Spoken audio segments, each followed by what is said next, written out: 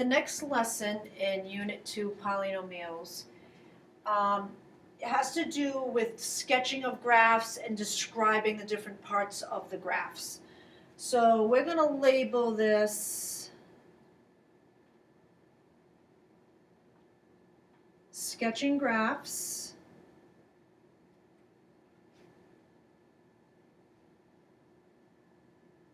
of polynomial functions. Sketching graphs of polynomial functions. So what I'm going to do is list the 5 parts that we're going to be labeling on the graph, and then we're going to do then we're going to actually go through and label a graph, and then we're going to be sketching a graph. So the important pieces of the polynomial functions are, the first one are the roots. The roots are the place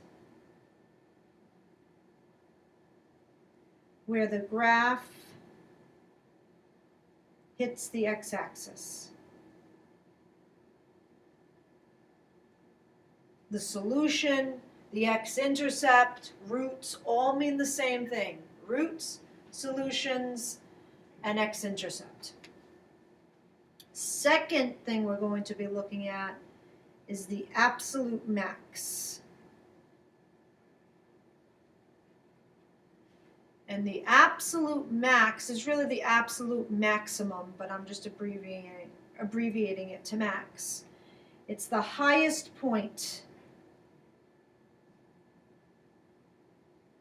of the graph. The highest point of the graph. The next thing is the relative max.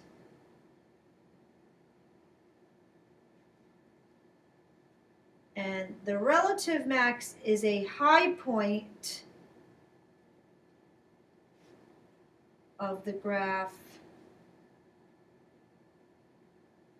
but not the highest point.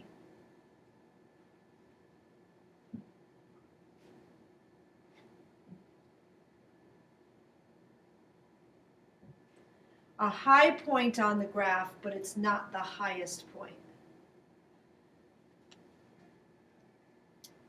The next item we're going to be taking a look at is the absolute minimum, or absolute min, and that's the lowest point of the graph.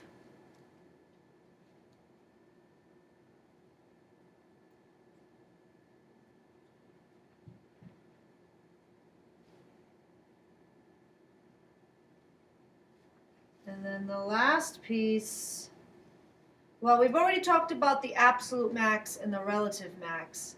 This is the absolute min, so you kind of can see the pattern here. We're going to now talk about the relative min,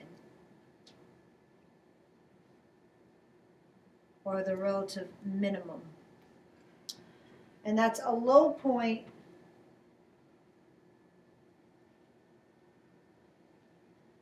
but not the lowest point of the graph.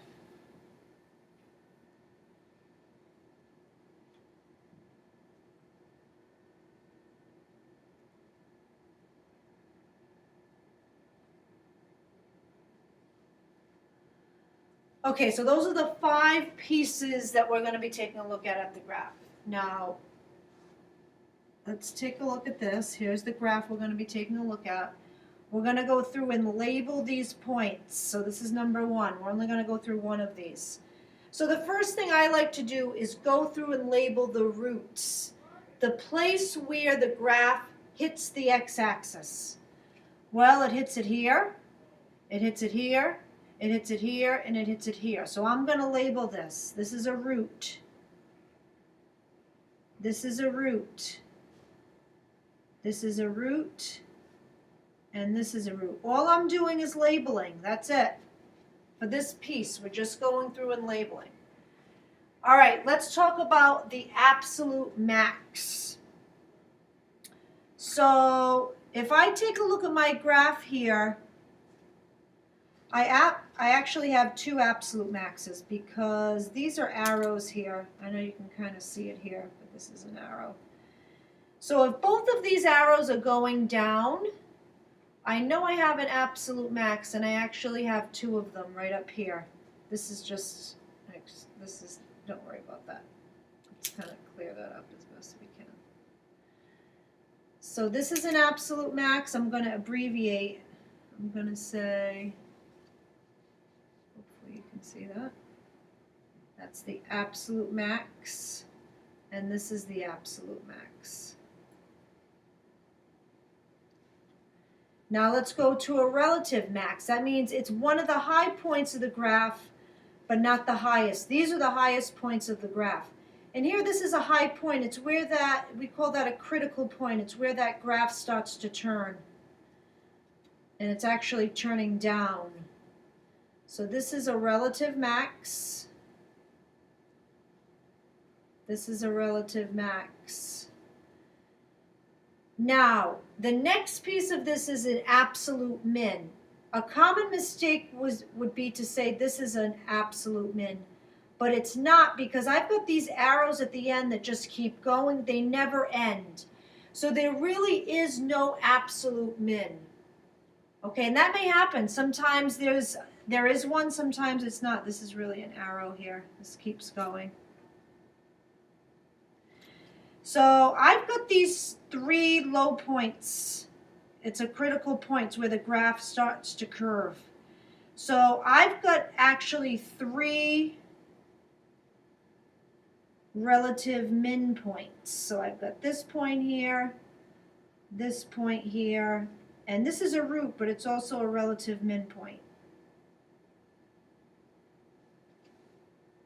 So relative min. So that's how you go through and label. You should be able to take a look at a graph and kind of decide which ones are the roots, what's the absolute max, relative max, absolute min, and relative min. And sometimes there won't be an absolute min depending on the arrows. I could have had arrows going straight up on both ends, and I would not have an absolute max. Or I could have one arrow going in one direction and one arrow going in the other direction, and I wouldn't have an absolute max or an absolute min. It really depends on your graph. So the second problem we're going to do, you're going to sketch a graph. Or I'm going to sketch it. So let's take a look at number 2. I'm going to tell you to graph, or we're going to graph. Now f of x just means that's the function, and I know in the previous lesson, actually the previous unit, we talked about functional notation and what it means. So remember, this is f of x, we'll say has roots of -6, -3, and 1. And then f of x has a relative min at -4, -3, and f of x has a relative max at -1, 5.